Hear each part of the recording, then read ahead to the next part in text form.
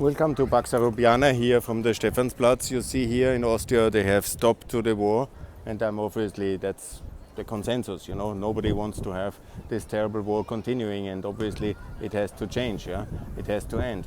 But it's not enough just to say stop to the war.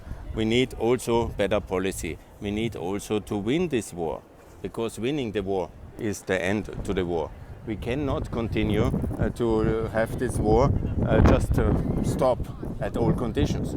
We have unfortunately a lot of people who are ready to betray Ukraine and call for any form of compromise to be acceptable. Stop the war, as I said, is just one aspect. Obviously, I want also that the horrors of that war stop, but it must be stopped at a situation which is acceptable for Ukraine. We cannot submit to Russian war as the tool of policy, and Putin takes one part of Ukraine and tomorrow another part, as he does the last 10 years. And we have been looking like, not me, I was actually very active trying to stop these horrors all the time. And I called for NATO membership of Ukraine. And that is, again, the only way to stop this war is NATO membership. Like on the Federal Republic of Germany, it joined NATO in 1955, and that was stable then until victory of unification in 1990.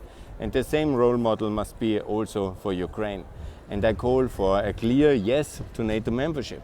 Obviously, we need to win the war first, and that must be also with NATO intervention, like we have done it in Kosovo and Bosnia. There was only one way to stop Milosevic, and that was clear intervention in 95 in Bosnia and in 99 in Kosovo.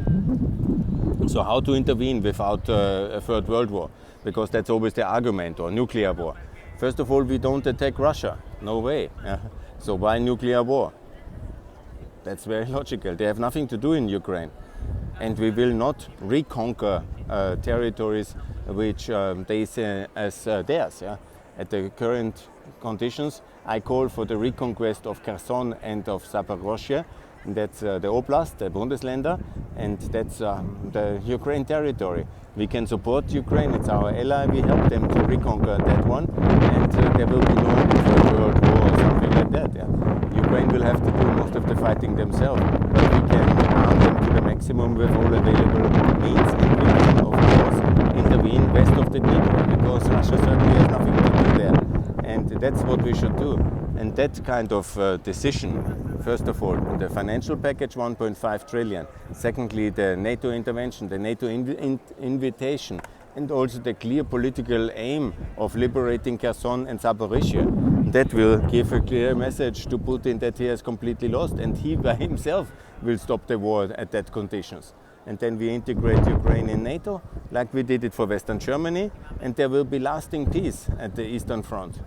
And one day there will be unity as well, because the Donbass and the people in Crimea, they will see the enormous success of Ukraine in NATO, EU and the Euro, that we have to do as well, the Euro of course, and they will then opt one day for unity when Russia will fall, and Russia will fall as a consequence of this debacle.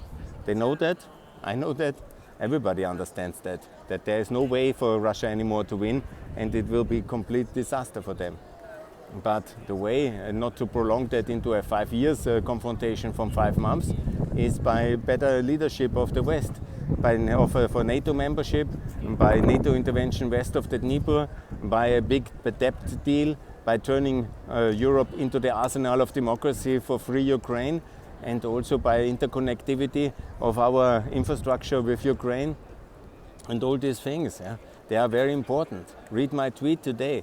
It's very important that Ukraine has the euro, joins the customs union, that we open the labor market fully, that we also pay for the reconstruction and fund it officially via EU debt package, that we transform our defense industry, and that we really deliver weapons, not just a little bit, but real weapons and a lot of them. And so it is also very clear. The victory will not by further appeasement, because that will only encourage Putin for more war.